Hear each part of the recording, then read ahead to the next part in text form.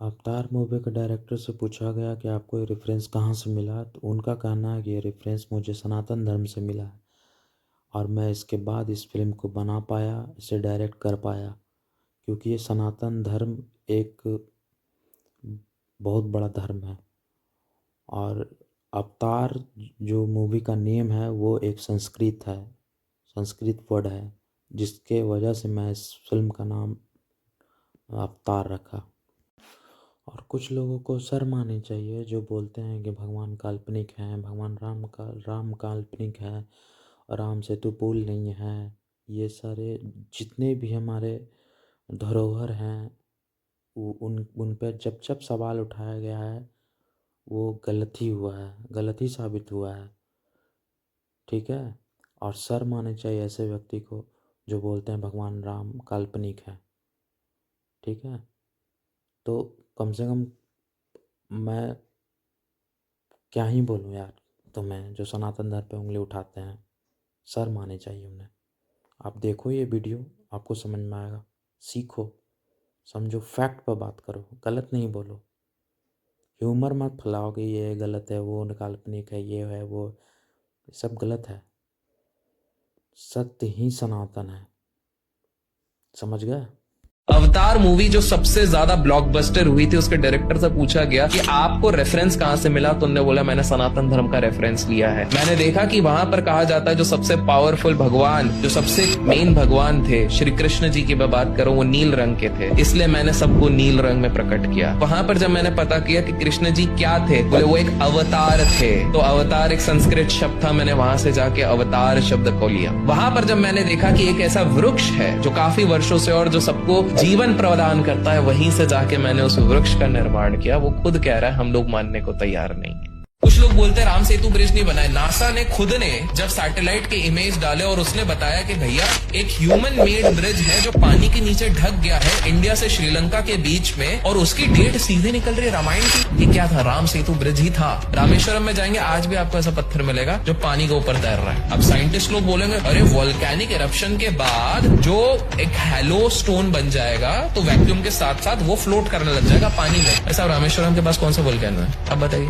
नहीं है। हनुमानगढ़ी कौन सी जगह है? ये वही जगह है जहाँ श्री राम बोल के गए थे हनुमान जी को रुकने के लिए। अयोध्या में एक समय था, आज से 25 वर्ष पहले, टेररिस्ट लोगों ने वहां पर बॉम्ब प्लांट कर दिया। उन्होंने बॉम्ब प्लांट किए थे 3 को डिफ्यूज कर दिया था वहां के पुलिस वालों। लेकिन इन लोगों को लगा अब सब कुछ सेफ है। अचानक से एक टेररिस्ट जो पकड़ा गया, उसको जब मारा पीटा गया तो उसने कहा एक बॉम्ब तो बचा हुआ है, वो हनुमानगढ़ी में लगा हुआ। और ये लोग शॉक, क्योंकि अब समय नहीं है। पुलिस वाले बॉम्ब स्क्वाड के साथ तेजी से उस तरफ भगे और उसके बाद वो लोग क्या देखते हैं? वो लोग देखते हैं कि हनुमानगढ़ी मंदिर के जिस प्लेस पे बोला गया था बॉम्ब में, वहां पर एक बंदर बैठा हुआ और वो बंदर तार छवा। और उसके बाद वही सेम बंदर मंदिर के टॉप के कलश के पास जाके बैठ गया है। सबने नतमस्तक किया। पता है क्यों? क्योंकि जब जाके उन्होंने बॉम्ब पे नोटिस करा 3 सेकंड का टाइमर बचा। हनुमानगढ़ी कौन सी जगह है? ये वही जगह है जहाँ श्री राम बोल के गए थे हनुमान जी को रुकने के लिए। तभी कहते हैं ना, पता नहीं किस रूप में नारायण। गणपति दी को किस चीज का देवता बोलते हैं? बुद्धि।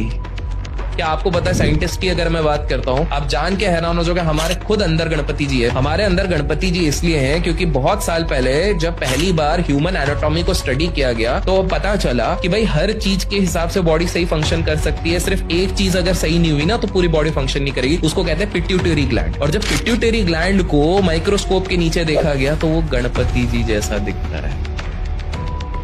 हमारी बुद्धि पिट्यूटरी ग्लैंड, भाई ग्रोथ हार्मोन भी वहां से हो रहा है। बच्चा बड़ा नहीं होगा, समझदार नहीं होगा। आप 20 साल की उम्र में बुढ़े हो जाओगे अगर ये चीज काम नहीं कर रही है।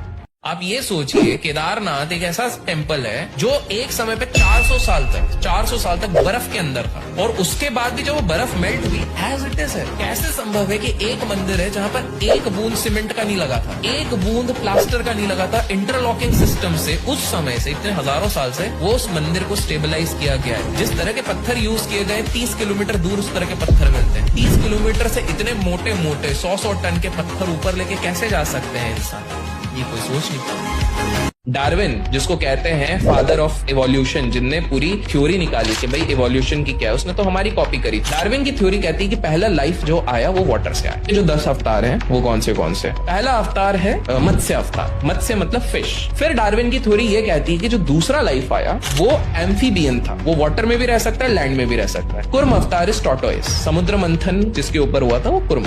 फिर तीसरा जो अगर वो बताया जाए, फिर उसने कहा कि मैमल्स आ गए, अब धरती पे चलने वाले हो गए। वरा अवतार इज बेसिकली जो चल सकते हैं।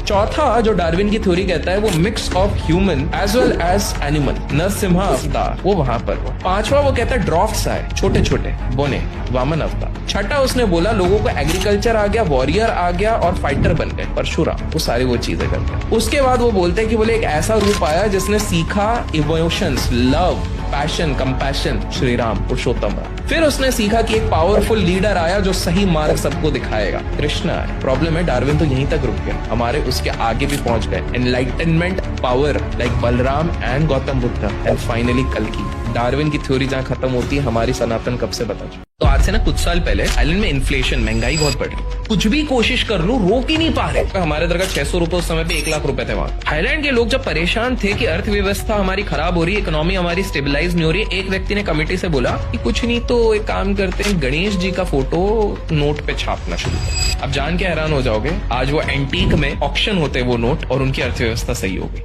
सोमनाथ एक ऐसा मंदिर है जिसको बाहर के लोगों ने इतने बार अटैक किया है, मोहम्मद गजनी ने किया है, फिर अलाउद्दीन खिलजी ने किया है, औरंगजेब ने किया है, बहुत डिस्ट्रॉय किया है। अब पता है लास्ट मुगल सम्राट जिसने डिस्ट्रॉय करने की कोशिश करी और वहां पे गया, क्योंकि सोना बहुत था ना वहां, वो जान के हैरान हो गया कि वहां का शिवलिंग हवा में उड़ता है सोना।